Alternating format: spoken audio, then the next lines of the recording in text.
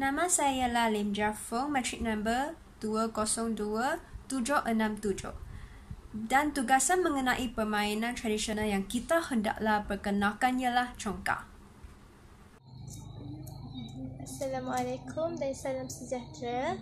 Nama diberi Nuruddin Batrisha binti Johari. Nombor matriks 2000439. Hai, Assalamualaikum.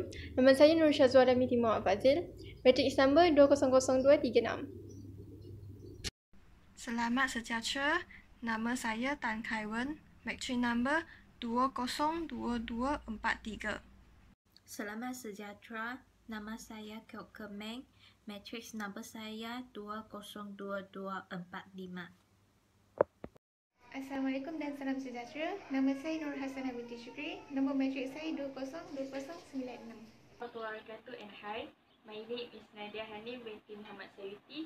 My matric number is 202241. Congkak ialah sejenis permainan tradisional Melayu yang sering dimainkan sebagai aktiviti dalaman atau sebagai pertandingan. Selalunya, ia menggunakan papan kayu lubang atau lubang di atas tanah.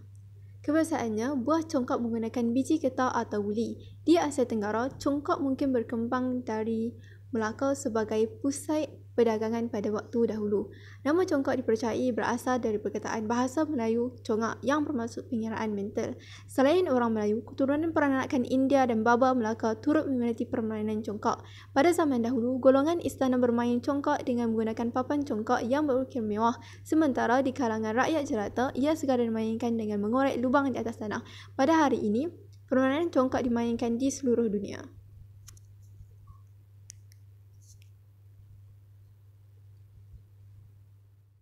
Lepas itu, kita akan membentangkan cara-cara bermain congkak. Pada mulanya, dua orang pemain duduk berhadapan menghadap papan congkak. Dimulakan dengan kedua-dua pemain serentak mencapai buah di kampung masing-masing dan memasukkan buah satu demi satu di dalam lubang kampung dengan pergerakan dari kanan ke kiri hingga ke rumah dan kampung lawan. Gerakan diteruskan hingga buah yang terakhir pada tangan dimasukkan dalam kampung kosong di kawasan sendiri atau lawan. Dan pemain hendaklah berhenti sekiranya buah itu jatuh atau mati di kampung sendiri. Pemain itu boleh menembak kampung lawan yang setentang dengan kampungnya, iaitu mengaut semua buah di dalam kampung tersebut hanya selepas membuat satu pusingan. Pihak lawan mengambil giliran meneruskan permainan sehingga buahnya mati. Sekiranya buah terakhir jatuh di dalam rumah sendiri, pemain boleh meneruskan permainan dengan mengambil buah yang masih banyak di mana-mana kampung sendiri. Sekiranya buah terakhir jatuh di kampung kosong pihak lawan, maka permainan itu mati di situ sahaja. Pihak lawan boleh memulakan permainan seterusnya hingga mati. Sekiranya tidak terdapat sebarang buah di kampung pemain sungguh pun giliran berada di pihaknya, maka giliran untuk menggerakkan buah akan berpindah kepada pihak lawan. Setelah tamat pusingan pertama, setiap pemain mengisi semula kampung dengan buah congkak, dan jika ada kampung yang tidak cukup buah, ia dianggap terbakar. Kampung ini tidak boleh diisi apabila bermain pada pusingan yang kedua, ketiga, dan seterusnya hingga pihak lawan mengaku kalah. Di akhir permainan, buah congkak dikira dari rumah masing-masing. Pemenang adalah yang memiliki buah congkak terbanyak.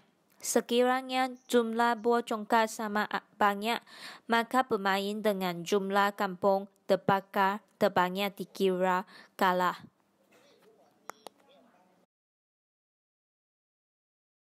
Apakah manfaat-manfaat bermain congkak? Yang pertama, congkak mengajar berfikir. Pemain-pemain hendaklah berfikir dan menentukan strategi-strategi untuk menang dalam permainan. Yang kedua, belajar berhitung. Pemain menghitung tiap biji congkak yang ada di lubang kecil sebelum jalan. Mereka belajar menghitung sambil bermain. Yang ketiga, belajar mematuhi aturan.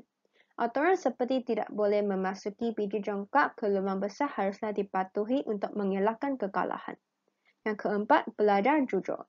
Pemain haruslah jujur dengan memasukkan satu biji congkak ke lubang sahaja. Yang terakhir, belajar sabar.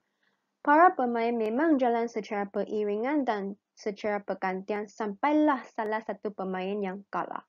Oleh itu, pemain congkak banyak memanfaatkan kita. Marilah kita bermain. Cara untuk memastikan permainan tradisional congkak terus kekal. Pertama, ibu bapa perlu mengajar anak cara bermain congkak. Ibu bapa lah yang akan menanam rasa seronok dalam diri anak-anak mereka untuk bermain congkak. Seterusnya, rajin membaca tentang sejarah permainan tradisional congkak. Membaca dapat memupuk rasa kagum terhadap keunikan permainan congkak yang diwarisi sejak dulu lagi. Yang terakhir, menurunkan warisan papan congkak kepada ahli keluarga. Penurunan papan congkak akan menggalakkan kaum kerabat untuk terus bermain permainan ini. Galakan kaum lain untuk bermain congkak. Pertama, mengadakan pertandingan congkak sesama jiran tetangga yang berlainan kaum agar mereka dapat mengetahui keseronokan bermain congkak. Seterusnya, menubuhkan kelab permainan congkak di sekolah. Para pelajar tanpa mengira kaum akan dapat mendalami sejarah permainan tradisional congkak, seterusnya dapat berkongsi ilmu tersebut dengan kaum keluarga. Yang ketiga, menampal poster info tentang permainan tradisional congkak di tempat awam. Orang awam tanpa mengira kaum dan bangsa dapat membaca info ini dalam bentuk yang mudah difahami.